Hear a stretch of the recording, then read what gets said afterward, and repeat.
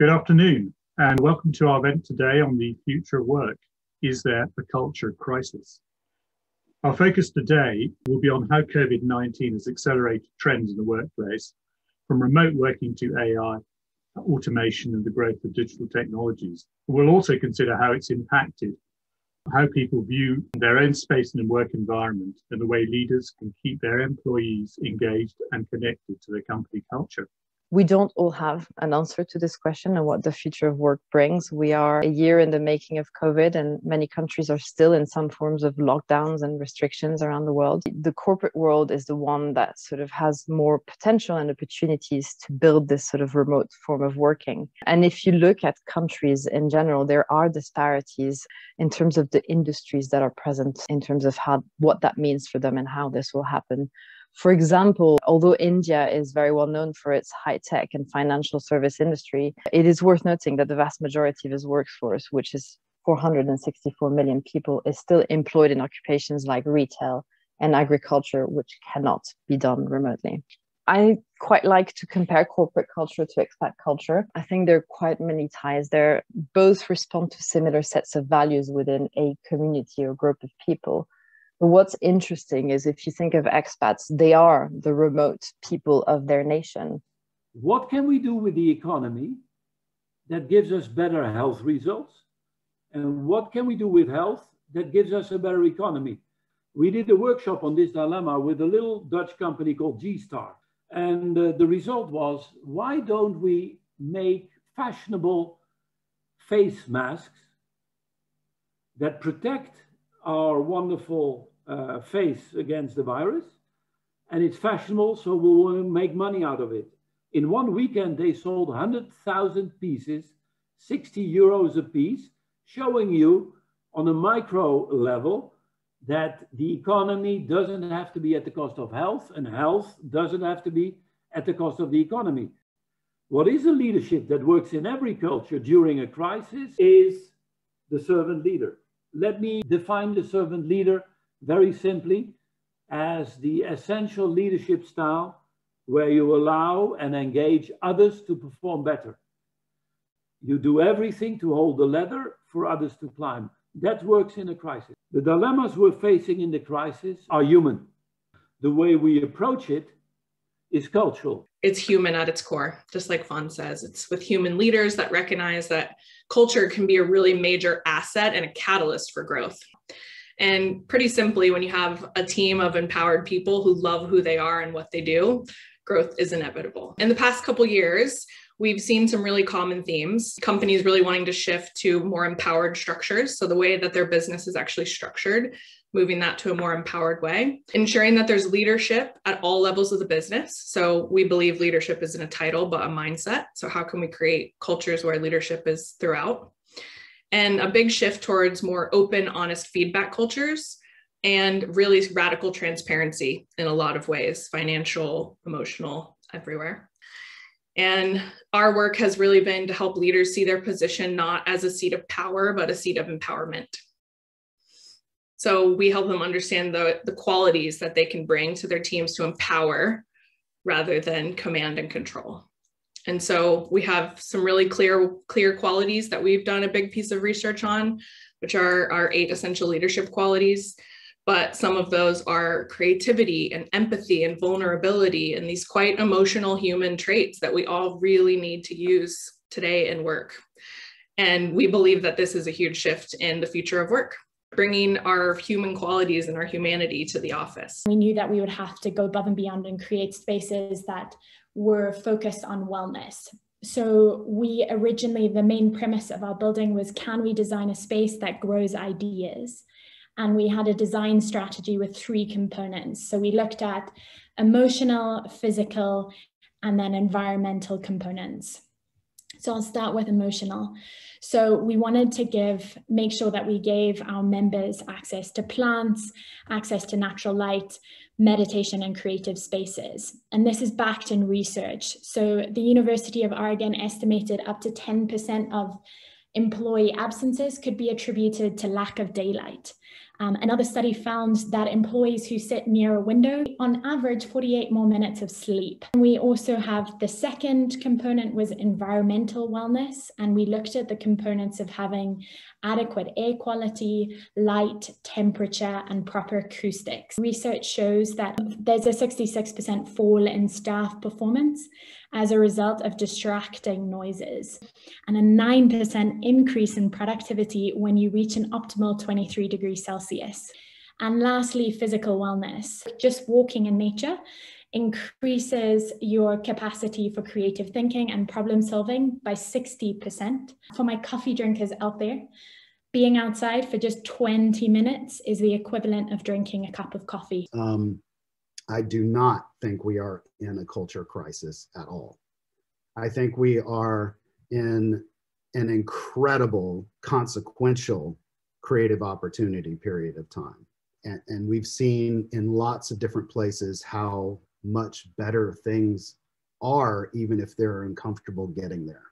So, you know, there is a whole discussion around some companies, and I do want to kind of put this out there, where companies are kind of docking people their salaries and stuff when they move or relocate to other lower cost economies or cost of living economies, or maybe even with better schools and things like that, which I think is terrible. IBM embraced remote working about 20 years ago as a kind of official statement.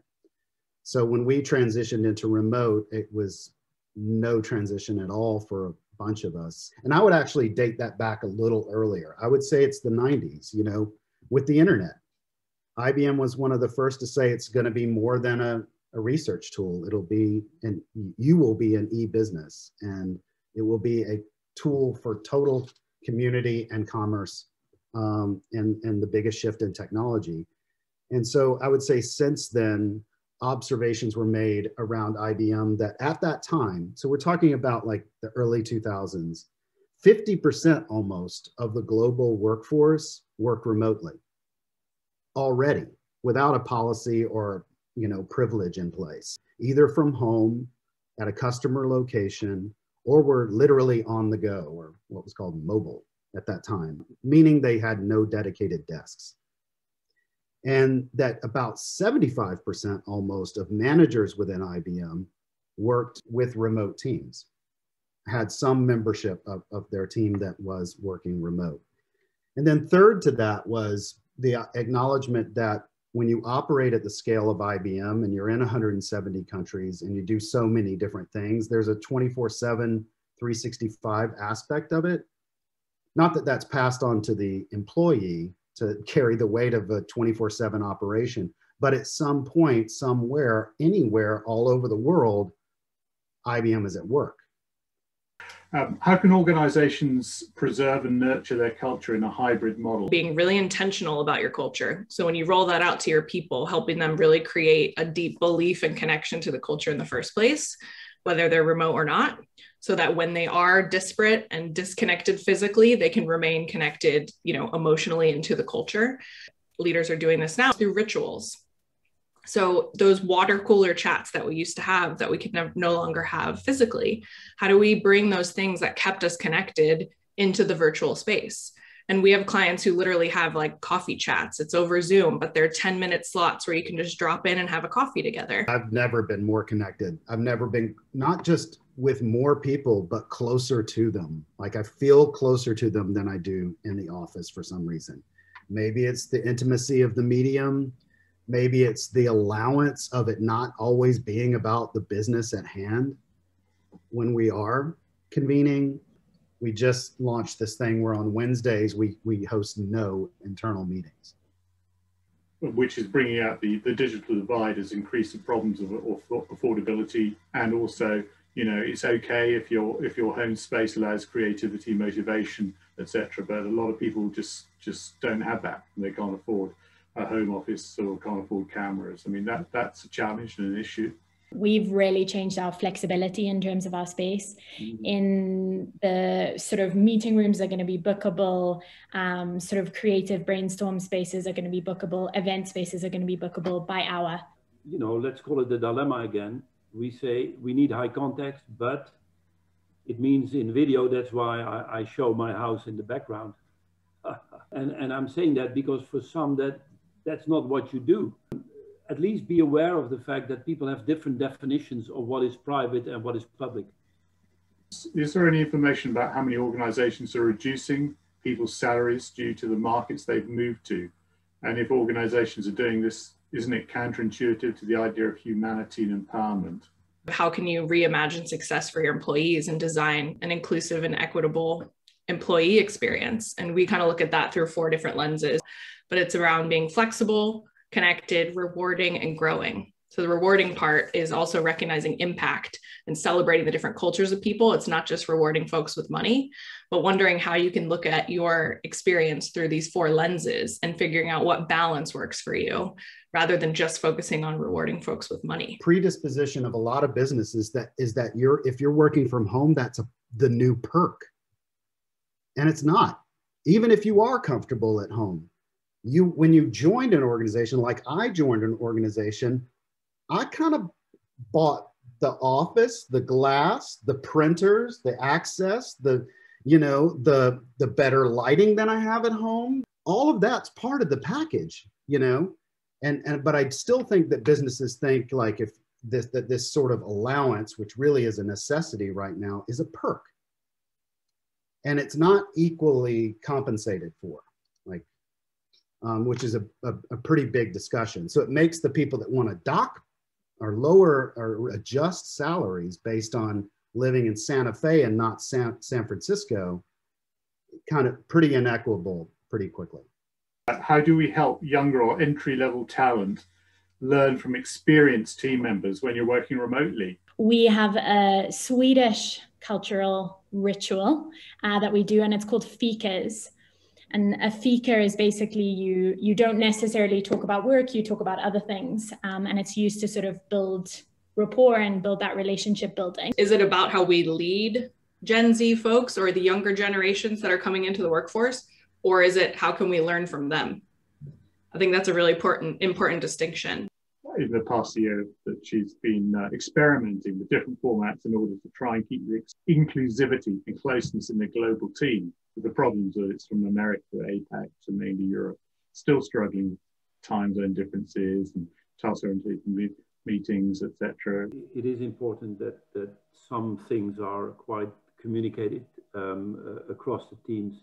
What you often see as very helpful for inclusivity is to focus on what you share rather than purely the differences.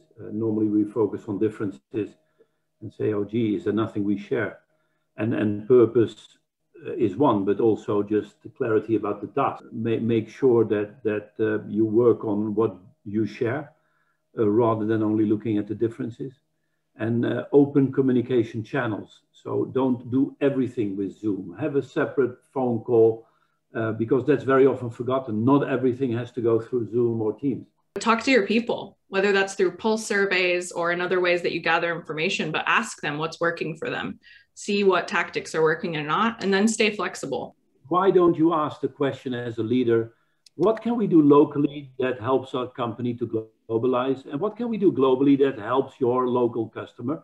We had a question of how can leaders create a space, both physical and emotional, that unlocks potential and a feeling of belonging amongst their team members? Start with the people. And exactly, I think Anika has spoken to this. Sort of, we really did start from the premise of who are we designing this space for? What are their unique needs? And how do we address those in the most innovative, creative ways? Because COVID added a lot of challenge to, we don't have the right materials and things like that. So we really had to be creative with how we solved it. And I think that's exactly how I think leaders can show that they care about their team, is if they dedicate time to understanding what their team needs and what are the obstacles and how to creatively solve them. Being able to do that, I think we're human, and I'm a psychologist, so of course, sort of I will always go back to being like human. There's nothing that will ever replace human contact. So I do also think finding ways that you can connect together is very important. And as Fon said, in certain cultures, it is very, very important to have face-to-face communication. And I am currently living in one of those cultures that face-to-face communication is so important. And I think we're not going to have a challenge getting people back into these spaces. I think they're hungry for them. How has leadership and corporate leadership and team leadership been impacted with COVID from the point of view that, do you think that leaders should be supported as they also need to navigate this new normal and how to support their employees remotely? Because it can be quite lonely at the top as well. You know, this is a new challenge for people trying to create policy, implement policy, and bring people along with them. You need, as a leader, different skills in view of that fact. And one of those skills are asking the right questions, give people more space to talk. Equality is very often hindered by the fact that some people are a bit more shy than others, etc., etc. So as a leader, you should be inviting. The characteristic I find most impressive in great leaders is that they're guides. They have a destination in mind. They know how to get you there, but they're also able to answer questions along the way. And so I think that is what I'm trying to say, is kind of be a guide. There's clear business strategy, hence all the changes, but bring people along. Personally, I kind of believe everyone should have a coach or be in therapy as a human in general. But I think that's really true for leaders as well, especially during this time. I think one of the biggest kind of what's in the field themes that we can feel is this sense of overwhelm. I'm seeing it with the fatigue and the things that have come up in the chat. And obviously leaders are feeling that too.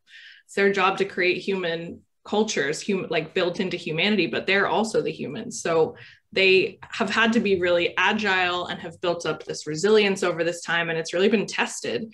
Everything's been challenging for them too. So I fully believe in bringing leaders together to keep learning. And again, I think leadership is not an end goal, but it's sort of a journey.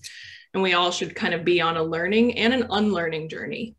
That's a lot of what we talk about our leaders with, is some of those things from corporate that you've learned that you think our leaders are supposed to be.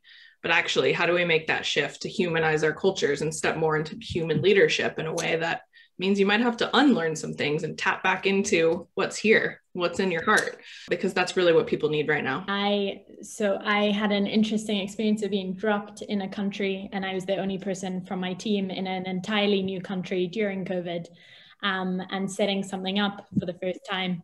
And I think I definitely I got coached by so many different individuals. And I was so lucky to be coached by lots of employees from my previous role.